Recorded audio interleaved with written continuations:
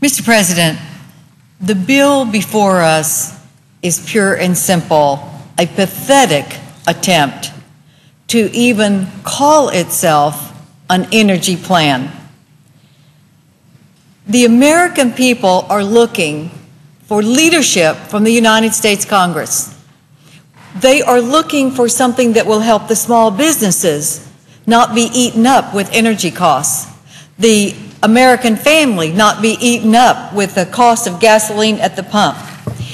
And what do they get in response? They get a bill that does not produce 1 ounce of energy, not 1 ounce.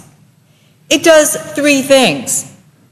It enacts a windfall profits tax, it suggests that we sue OPEC, and it forms a commission to investigate price gouging. What the American people are looking for is lower gasoline prices at the pump, lower electricity costs in their small businesses. The Republican plan that was put forward so well by Senator Domenici, the ranking member of the Energy Committee, is a balanced plan that will produce results. What it does is what we have done in America for the last 200 years when we had a problem, and that is use our ingenuity, use our natural resources, use our creativity, and come together to meet and beat our problems. That's what the Domenici plan does.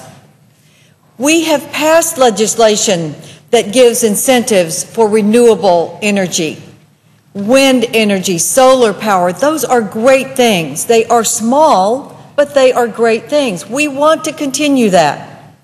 We want to promote conservation, which we have done in past energy bills. We want to also expand nuclear power. We haven't had a nuclear power plant open in this country in 25 years. So the energy bill that we passed under Senator Domenici's leadership does have incentives for investment in nuclear power because we know it can be done clean, it can be done efficiently, and it will bring down the cost of electricity. We have expansion of refineries in the bill that was passed 2 years ago, again, under the leadership of Senator Domenici. We have to have expanded refineries because the problem in this country today is we don't have enough supply.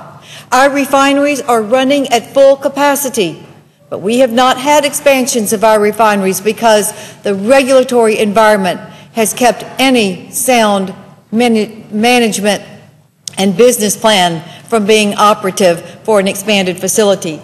But we did pass legislation to expand facilities, again with environmental safeguards to do it right and expand the amount of energy that we would have in our country.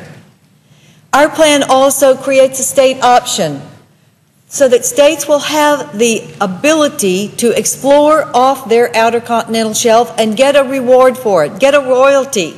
That could produce as much as we import from Venezuela, and that is a modest suggestion of what we might be able to get. It could be much more and more.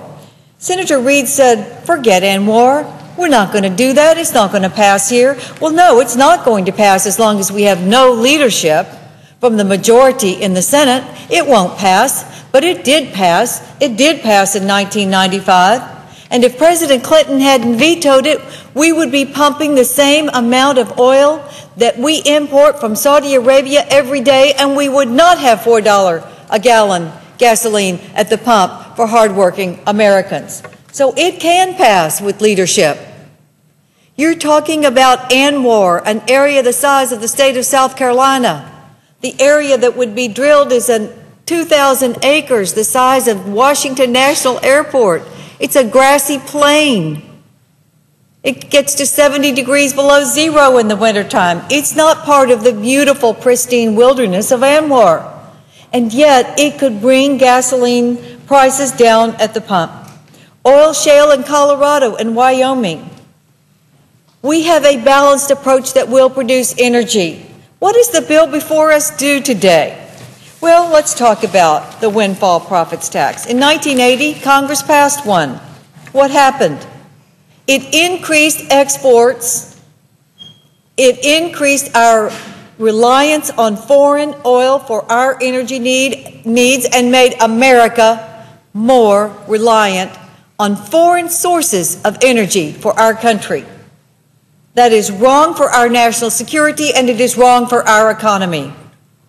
It exported jobs overseas. It was such an abject failure that Congress repealed it.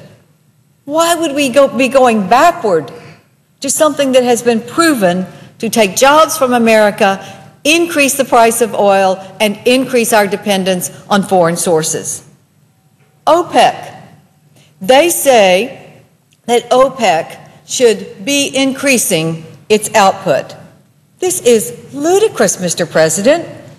First, it ignores that OPEC could just retaliate, that they are not going to abide by American law. They're not responsible for us. And yet, at the same time, the Democrats are saying we should sue OPEC for not producing more, but they don't pass anything that would produce more of our own energy in our own country.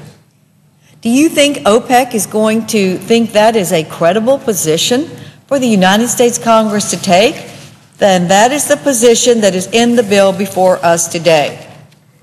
It is almost laughable that every proposal that we put forward that would increase our output is defeated by Congress, and yet they want to sue OPEC for not increasing their supply. Mr. President, you cannot have it both ways.